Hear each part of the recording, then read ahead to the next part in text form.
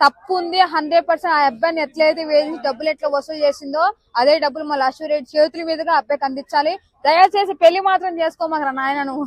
ఇంకా అష్యూరెడ్ వాళ్ళు చాలా మంది ఉన్నారు. దయచేసి ఏ ఆడదని నమ్మ. డబ్బులు వచ్చే తర్వాత మీరు కానీ ముందర అప్పుడు ఆ డబ్బులు ఇచ్చేందుకు వాడు ఉంచుతో కూడా తెలియదు. ఈ మధ్యలో లేపేస్తే ఎంత కామన్ అయిపోతుంది కదా లేపేయడం.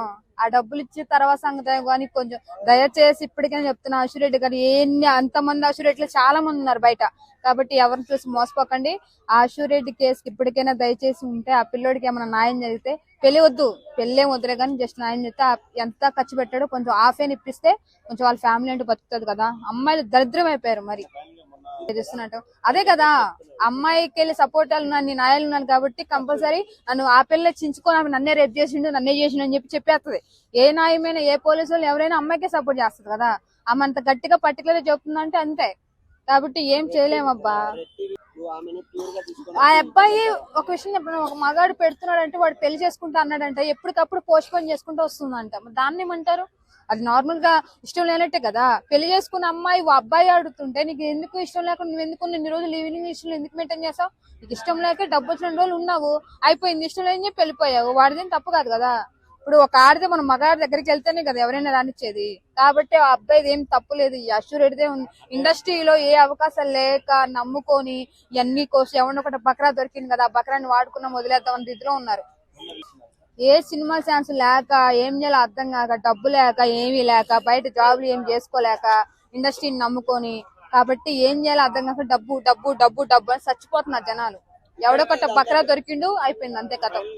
నిజంగా ఇట్లా చేయడం ఒక అమ్మాయి సిగ్గుచేటబ్బా. నిజంగా నమ్మిచ్చి ప్రేమించి పెళ్లి చేసుకుంటా అని చెప్పి ఇంత ఘనంగా చేసింది కదా.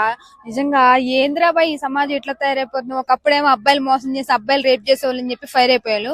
ఇప్పుడు అమ్మాయిలే ఇట్లా చేస్తుంటే పాపం వాడు ఎంత మొగులు కష్టపడి సాఫ్ట్వేర్ అట, వాడికి ఎన్ని టెన్షన్ లో వాడికంటే ఫ్యామిలీ ఉంటది కదా. ఇంత టార్చర్ పెట్టి ఇంత డబ్బులు వసూలు చేయడం అనేది చాలా ఘోరం. అమ్మాయి కాల్ రికార్డ్స్ కూడా బయటపడ్డేసాయి అమ్మాయి తప్పైందని. అసలు నిజంగా అన్ని డబ్బులు అంటే వాడు నిజంగా వాడు ఎంత పెడుతున్నాడంటే వాడు దాన్ని ఏ రంగుల్లో నమ్మాడో అర్థమైపోతుంది, ఎంత సంకనాకిచ్చిందో అర్థమైపోతుంది. నిజంగా ఈ అమ్మాయిలకి ఏమైందో గానీ మరీ డబ్బు కోసం చాలా దిగజారిపోతున్నారు అబ్బా.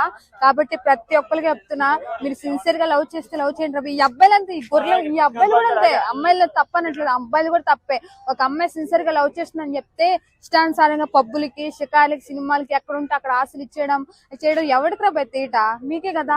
ఒక అమ్మాయి నిజంగా సిన్సియర్ లవ్ చేస్తే పెళ్లి చేసుకోండి. ఇంత గ్యాప్ చేసి మిమ్మల్ని చేస్తా మీకు అది ఇప్పిస్తాయని చెప్పి చివరికి ఎవరికి నష్టం? నీకే కదా. ఆ డబ్బు రాదు, బ్యాడ్ నేమ్ వచ్చింది, తల్లిదండ్రులు రోడ్డు పడాల్సి వచ్చింది. అంతా అయిపోయాక చివరికి వచ్చి నువ్వు కేసు పెడితే ఏమొస్తుంది? చివరికి ఆమెకెళ్ళి సపోర్ట్ చేస్తుంది అనుకో, నీ డబ్బులు దోలని నీ టైము బొక్క, నీకు పెళ్లి చేసుకుంటానని నీ లవ్ ఇదంతా వేస్ట్ కదా, టైం వేస్ట్ కదా. ప్రతి అబ్బాయిలు కదా చెప్తున్నా, ఏ అమ్మాయిని సిన్సియర్ లవ్ అనేది ఉండదు, మొత్తం టైం పాసే.